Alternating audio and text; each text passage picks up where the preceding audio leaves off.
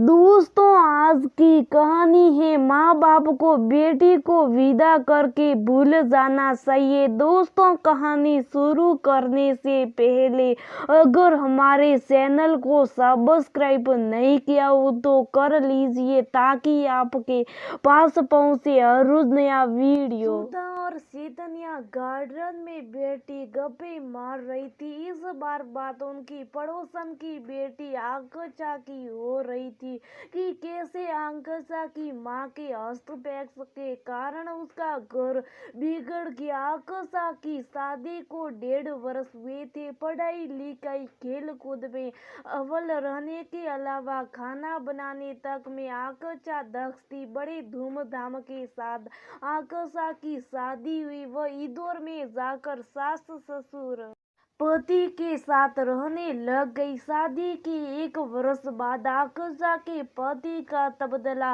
हो गया और वे दोनों पुणे शिफ्ट हो गए। आकांक्षा की डिलीवरी का वक्त था और उसे इस वक्त अपनी माँ की जरूरत थी। प्रेगनेंसी में जटिलताओं के कारण वह न पियर जा सकती थी और न ही ससुराल भी उसे सफर करने की मनाही थी। तो हुआ कि कुछ दिनों के लिए उसकी माँ वहाँ रहेगी और कुछ दिनों के लिए उसकी सास।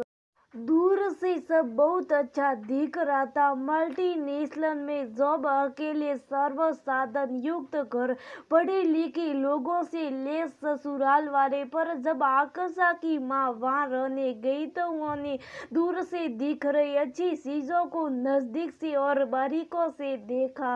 आकांक्षा के पति सुधीर का देर रात घर लौटना, वो भी दोस्त के साथ पार्टी करके। रोज वो लगभग बिना किसी से बात किए ऑफिस चला जाता और देर रात लौटता था। ना कोई फोन, ना ही अपनी प्रेग्नेंट पत्नी की कोई खास चिंता। आकांक्षा भी बुझी बुझी रहती थी। एक दिन तो हद ही हो गई। सुधीर के सफेद कमीज पर रंग क्या लग गया। उसने तो आकांक्षा को गालियां देना शुरू कर दिया। फिर भी उसकी माँ चुप रही। कभी गुस्से में चाय फेंकना, कभी खाना अच्छा नहीं बनाए कहकर खाने का तिरस्कार करना। आकांक्षा की माँ सब चुप चाप देख रही थी बिना किसी हस्तक्षेप के। उन्हें लगा पति पत्नी का निजी मामला है, पर उन्हें सुधीर का व्यवहार सदैव पर लगा।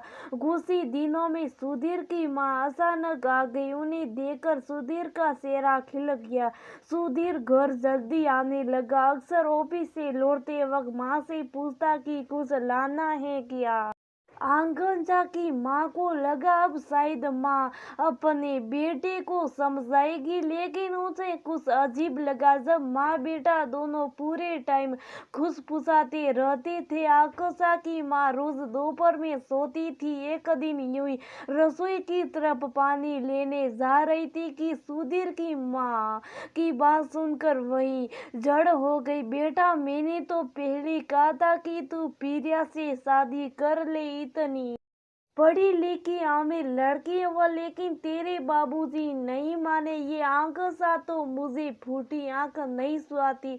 अब इसकी माँ कब से देख रही है तेरा बर्ताव, लेकिन इतनी अकल नहीं है कि अपनी बोरे से बेटी को लेकर चली जाए। उधर सुधीर ने कुछ कहा होगा तो उन्होंने जवाब में कहा, माँ बेटी दोनों ने जैसे यहाँ घर कर लिया है, तू बच्चे की चिंता मत कर।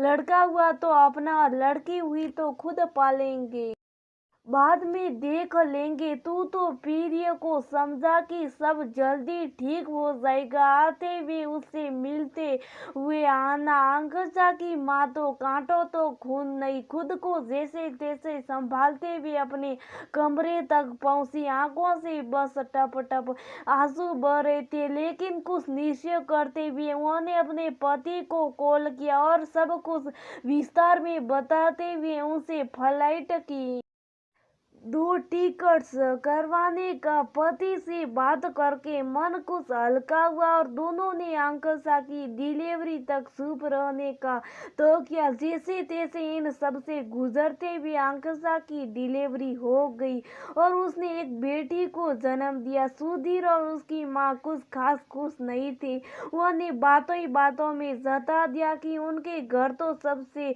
पहला लड़का ही हुआ है।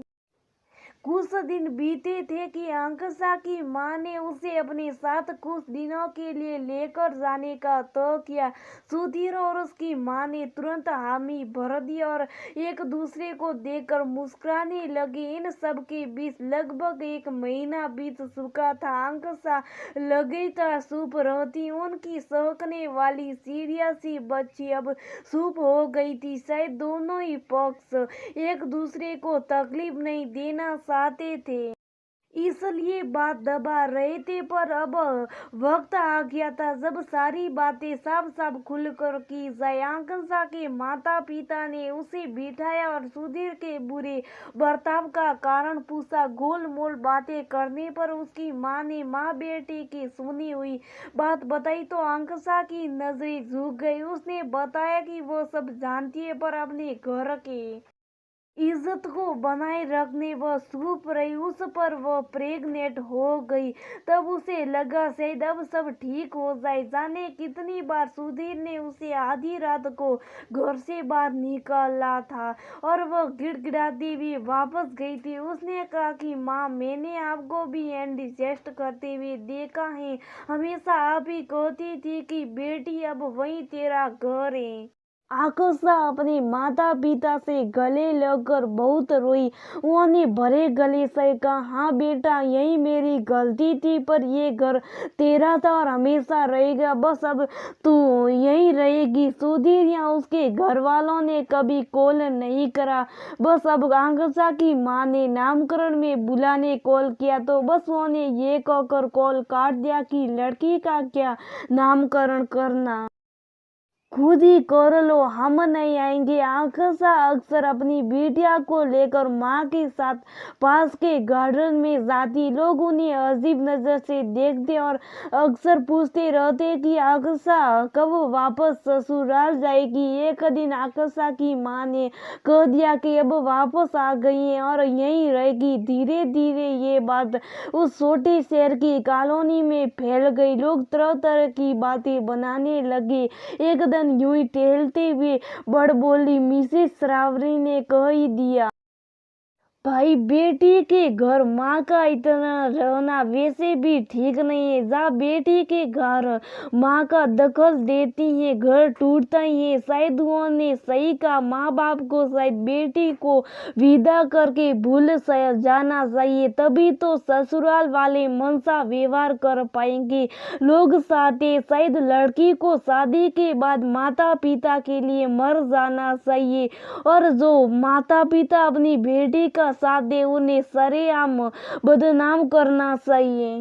हाँ, ये सही है कि कई बार स्थिति सचमुच खराब हो जाती है मगर वो लड़की के ही नहीं, लड़के के घर वालों के कारण भी हो सकती है। तो क्यों सिर्फ ये तमगा लड़की के घर वालों पर मढ़ा जाए कि उसके कारण है बेटी का घर बर्बाद हुआ है।